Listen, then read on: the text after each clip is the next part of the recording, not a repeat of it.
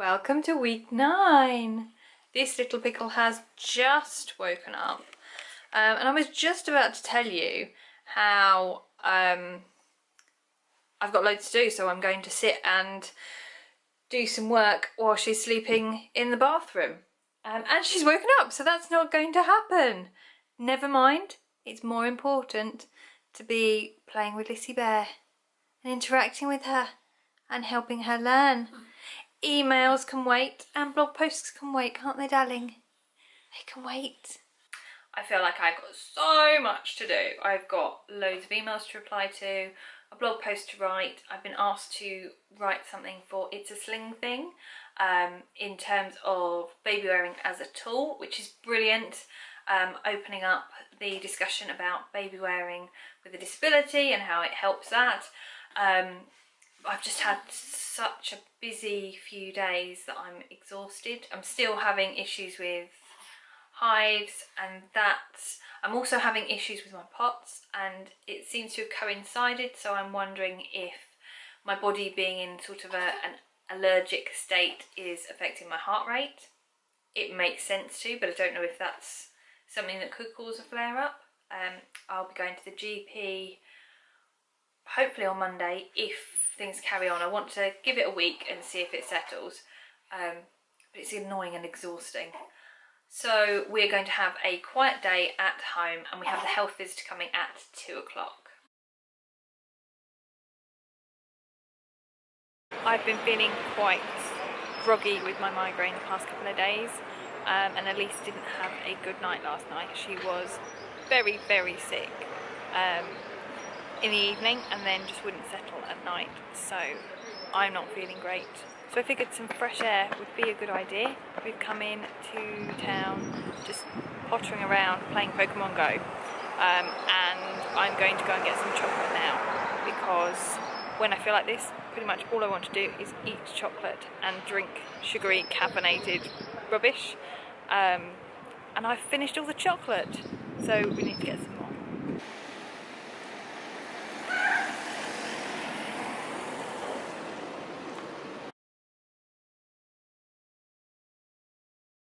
Well, yesterday was eventful. Elise projectile vomited quite significantly again, and then in the evening I was about to say dishwasher, washing machine, I get the two mixed up. The one that washes the clothes, I nearly said the one that washes the plates, it started leaking, and they can't come to fix it until Wednesday at the earliest unless they get a cancellation. So we now don't have a washing machine, and we have a 9-week-old baby. That's going to go well. And then, 4 o'clock in the morning, I came to make Elise's bottle because she was hungry. And our pest of a pussycat stood with a mouse in his mouth. And then he dropped it and decided to play with it, and Freya decided she was going to join in. And I had to get down to deal with the mouse because I couldn't deal with the baby and deal with the mouse. We are rather lucky though, because we've had our cats for, I want to say 5 years. They came to us when they were 3, and I think they're about 8. And this is only the second time we've had them bring in a small furry, what are they called? Rodent, at least to our knowledge anyway.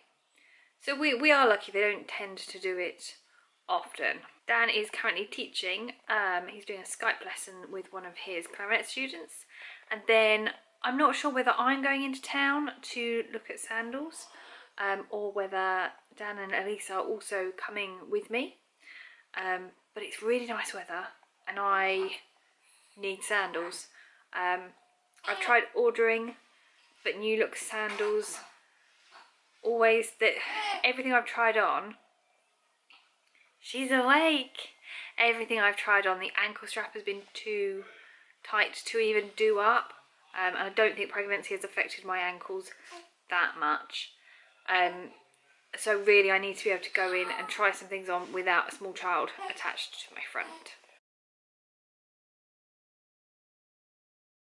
didn't make it out yesterday because our cleaner didn't plug my smart drive back in when she unplugged it to use the Hoover.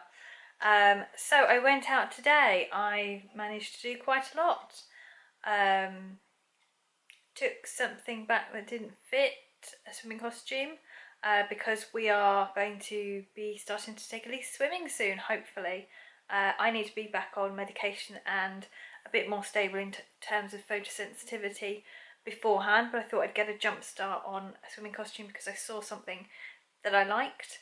I'd managed to get myself some sandals, and then I came home. I was going to film while out and I took my camera with me, but the trip took longer than I was anticipating, and Dan was eager to go out. He's been asked to water his parents' plants, and it's a 40-minute journey there, 40-minute back, and then about half an hour to water the plants. So I came home before actually filming anything. I've been back for about 2 hours now, I think. Elise is having a wrap nap. She's slightly wonky though. We had more projectile vomit last night, so we are going to the doctor's tomorrow to try and get that sorted. I've got a feeling it might be a cow's milk intolerance. We'll have to see what the GP says. I'm saying a lot. Elise got so uncomfortable last night as she was having her early morning feed that she was wriggling a lot and has unfortunately really hurt my arms, which is another reason that it needs to be sorted sooner rather than later.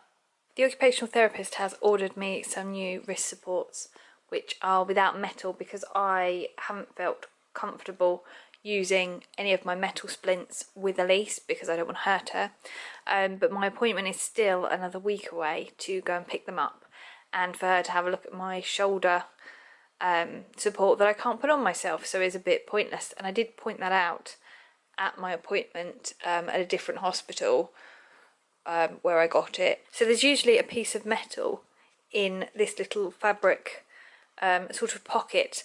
For the meantime, to protect my wrists a little bit, I've taken the metal out so that I can use them. Little Squishy is asleep, and I should probably show you the sandals I got. Oh, and I also got a dress because a lot of my clothes, having become a wheelchair user, lost weight and had a baby, a lot of my clothes either don't fit or the style isn't quite right and gets caught in my wheels, which is less than ideal, so I'm in need of some clothes. Squish and I are now both booked in with the GP. We've also, I'm not really sure what's happened with the washing machine. I phoned up to see if we could get a cancellation because of me being disabled and this one being teeny tiny, and the thought of having to go until Wednesday without someone even looking at our washing machine, let alone fixing it, wasn't a nice one. And it turns out we hadn't actually been booked in for Wednesday, we hadn't been booked in at all. But they are coming out today before 1 o'clock. It's 10 o'clock now, so we are downstairs and semi-ready to go. I'd hoped to spend this morning packing because it takes me a long time to pack. We're going down to Essex to stay with my parents so that all of the family who haven't already can meet Elise. We're having a big picnic in one of the local parks, which is going to be so much fun. And because of my energy levels and pain levels, I need at least a week to pack for things, and it's already Monday and we're leaving on Sunday, so I've got less than a week, so I'm going to need some help from Dan, but I'd like to make a start and get as much done as I can. I tend to throw things in the suitcase little by little throughout the week, and by the end we're packed. A week is usually enough for a short trip. If we're going away for longer, then I'll usually start packing 2 weeks in advance. I got the bag out for Elise's things, but because we're now downstairs waiting for the washing machine man to come, I can't go and make a start on that. But never mind, the washing machine is way more important and means hopefully if it's fixed today, we can actually get clothes washed that are dirty and we want to take away with us. So there's that. So now while Elise is asleep and we're waiting, I'm going to make a start on possibly some editing, possibly some other vlog related things, don't know yet. The washing machine repairman has been and is going to find out if they've got the part they need in, and if not, order it. And they're going to give me a call today to let me know if they've got it in. They'll come and fix it tomorrow.